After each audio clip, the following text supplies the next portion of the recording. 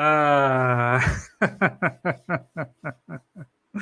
Ladies and gentlemen, welcome back to the other side of the coin. Chelsea 3, Newcastle 2. This is your post-match reaction. Look, first of all, kudos to Chelsea, kudos to the players, the manager. At least we got ourselves 3 points. Very, very very importante 3 points against Newcastle. Look, it doesn't take us anywhere in the table. We're still 11th, but we've got a game in hand, and the game in hand is against Burnley. And if we can get a victory against them, we could possibly move forward. One thing I'll say, look, we're going to talk about the game, of course, but one thing I'll say is this Chelsea team, time and time again, they seem to be fighting for Pochettino. They really, I mean, look, whether they're fighting for Pochettino, whether they're fighting for themselves, maybe it's a combination of both, but they seem to be coming back and getting these victories. This one was a big victory against a quality team. You know, when you saw the lineup, I wasn't actually one bit too upset with our lineup. I thought our lineup was pretty strong. But obviously, when the match started, we're going to talk about a few individuals. I thought the lineup was very, very strong from our end, considering who was available and whatnot. And I thought their lineup was very strong as well. Newcastle had a very, very strong lineup too. So this game was between 10th and 11th, mid-table clash. But it was well balanced, well matched. So from that perspective, I thought it was a big, big victory. And hopefully from here on, we can build up the momentum and pick up some wins along the way in the Premier League and really push ourselves into that 6th, 7th position. We're not asking for much as Chelsea fans, honestly. Just asking to be a little bit more respectable than what we are right now. And if we can find ourselves into some level of European positions with Europa, then I'll take it and go as far as possible in the FA Cup. Now, talking about this match, look, ladies and gentlemen, first half and the second half, two different contrasts. But the crazy part in this particular match was that generally second half we do poorly, but second half we actually did better. First half, I have to be absolutely honest, there's not much that we did, man. We all watched that game. You guys watched that game. I felt like we were fortuitous to be 1-1. It's not like Newcastle did a lot in the first half. They didn't do enough, but they had a lot of the possession. They boxed us in. We were playing in the counter. We were playing in the transition. At home, I want to see us be a lot more courageous, a lot more brave. We played this really coward style of football in the first half. I wasn't really enjoying. I was yawning a lot of the time. If you disagree with me, please watch the match. First half, we didn't do much. If you really take the moment and think about whether we created big opportunities, we didn't. Stats will back it up as well. This is where I test and the stats will back it up. They had a fantastic goal from a good finish from Isak, which came off a very, very diabolical defensive mess that we created, which ended up with Disasi not really defending well enough against Isak. We initially get the goal earlier on through Nicholas Jackson deflected. It was a Cole Palmer shot that took Jackson's deflection and got in. Cole Palmer, for me, man of the match. Cole Palmer will come to the second half. Because I said, first half, not much to really rave on about. I don't think we were that good. But second half, I think we were all scared. What's going to happen? What's Poch going to say? Because generally we don't do well. But second half, we came in, ladies and gentlemen, and we took, our opportunities. We took the chances that we created. We took them. We should have had at least another goal. But overall, it was still not polished. It was still not a polished performance in the second half. There were moments just before we scored the goal where Newcastle were kind of coming into the game and looked like they were going to do something. It was a big shot. I can't remember who it was. Maybe it was Almiron. I think it was Almiron, where Petrovic made a save and he, pumped the ball over the top. And he was all pumped. He was geeing up all the his team members. He was going, come on. And I think off the back of that, it really triggered off something. Off the back of that, out of nowhere, nice, lovely through ball from Enzo Fernandez. Cole Palmer gets the ball and he lets off a rocket of a shot. Great finish for me. Cole Palmer, ladies and gentlemen, not only he was superb in this particular match, especially the second half. Obviously, he was instrumental for that first goal as well for us. But this guy, not only for Chelsea, the best signing for Chelsea this season, but I think in the Premier League, one of the best signings in the Premier League. I know there's a lot of names that'll be circulating around.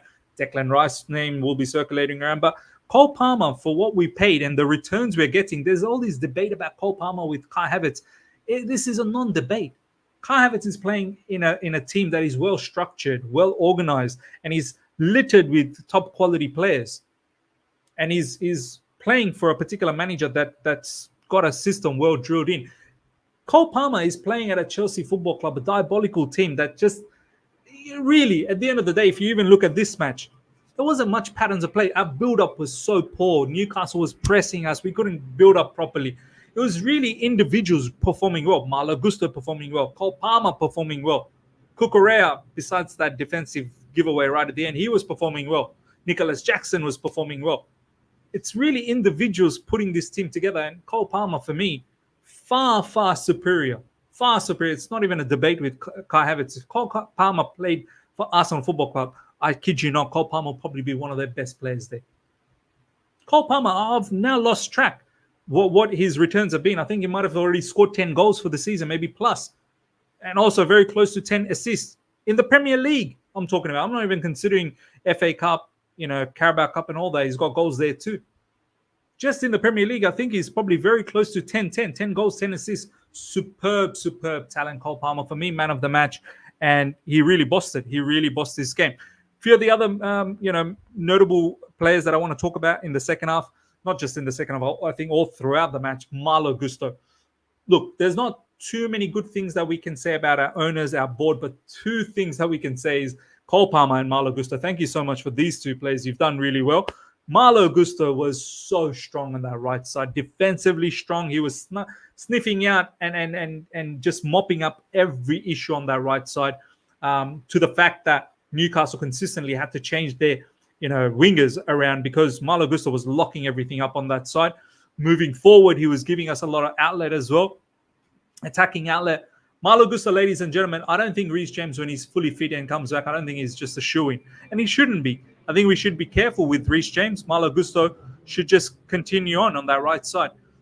Reece James, look, he's starting to look a lot thinner, a lot sharper in terms of his physique. So we'll see what happens. Hopefully Reece James can stay fit. But Malo Gusto, I think he's Chelsea number one right now. And if he continues in this manner, he'll probably become one of the best right backs in the Premier League in the future to come. So look, Malo Gusto, superb. As I said, Cole Palmer, superb. Nicholas Jackson, I think, ladies and gentlemen, he's improving week in, week out. Gets himself that goal, fortuitous goal. But Nicholas Jackson's work rate is something to really praise about. And the way he drives with the ball, the way he's linking up, he's able to hold up the ball. He's starting to look really good. He's drifting on the left side, sometimes plays through the middle, starting to look very good. Really appreciate how his development is going in recent times. Just stay away from texting Astrid Wet and then you're all good, my man. You're all good. So far, Nicholas Jackson's doing very good. Cucurella, as I said, ladies and gentlemen, overall had a very good game. I didn't expect him to come in and just start. He hasn't featured for Chelsea football. He's been injured for a long, long time. So for Cucurella to come in and do well like that, very, very happy. He's always got that mistake in him, doesn't he? Cucurella always seems to have that mistake, which is annoying. Rushes in, and then Murphy beats him, and then Murphy with a rocket, which made it a very interesting last few minutes. So these are somewhat positive, some negatives. Look, number one negative, Raheem Sterling. As much as I like him so much, you all know I like him a lot. Raheem Sterling again, consistently inconsistent, and today disgraceful, man. Two really, really good chances that he scuffed. Second half, that one. What? He does everything right and then shoots it straight at the couple of players that were there. He could have even squared it to Cole Palmer. That should have been a goal. We should have had another one in the second half from him. In the first half as well, I think there was an opportunity where he gets into the box, cuts in, and straight to the goalkeeper. Look, Raheem Sterling as an experienced player, I expect a lot more, man.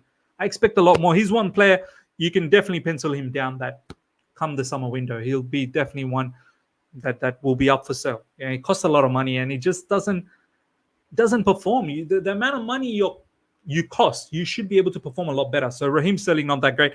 Conor Gallagher, look, I'll give him a pass for this game. I don't think he was fully fit. He was ill. He was reported ill. He was sort of pigeonholed on that left side. Generally, you'll see Conor Gallagher through the middle, running up and down, getting into it. But it wasn't the same thing today. It was ghosting. I barely saw Conor Gallagher. It was like after the 36th minute where I finally said Conor Gallagher's name.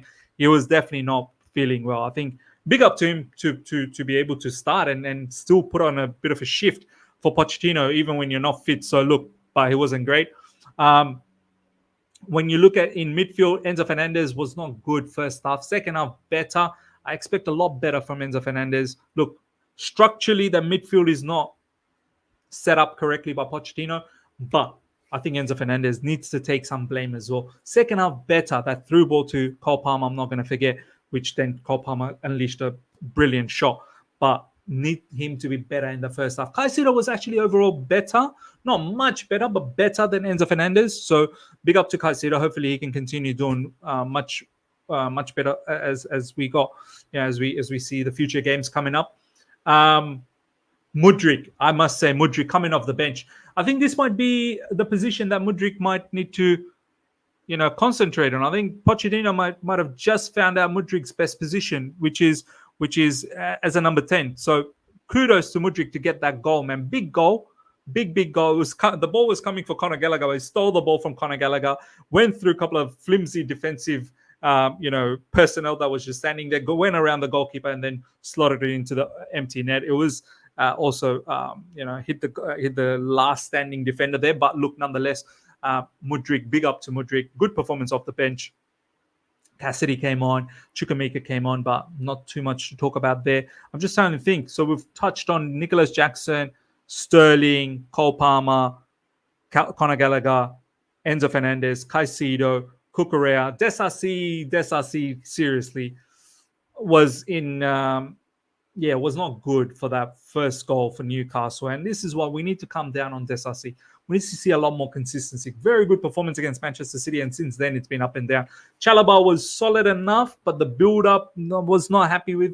Lots of work that needs to happen with the build-up. Chalobah looked, from a defensive standpoint, no problems, but with the ball, got to be a little bit more confident. Petrovic looked overall, to be honest, besides those two banger of goals, not much else to do besides just making sure he was commanding. I don't think he could have saved any of those shots. So look, overall, solid enough performance. So look, Pochettino, I have to say, I need to see Chelsea be a lot more ruthless at home, be a lot more commanding, be a lot more in control. This is my biggest criticism on Pochettino in this particular game.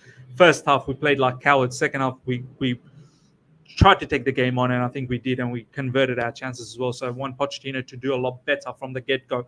Look, besides that, Poch, look, overall, he's probably going to go. The way he's talking, it's just annoying. Post-match, pre-match, lots of nonsense coming from Pochettino. But we'll see. We'll see how this season pans out. Big victory, this one. Next up, Leicester in the FA Cup. Hopefully we can get that victory and move forward. And then we'll see against Burnley if we can get the 3 points and really put ourselves in a good position to be higher up the table. Let me know what you thought about the game, ladies and gentlemen. I hope you guys have enjoyed this. Smash the like button if you're here for the first time. Subscribe, hit the bell notification to stay in touch with all my content. I shall see you guys for a live stream tomorrow. Until then, take care. See ya. Big up. Chelsea.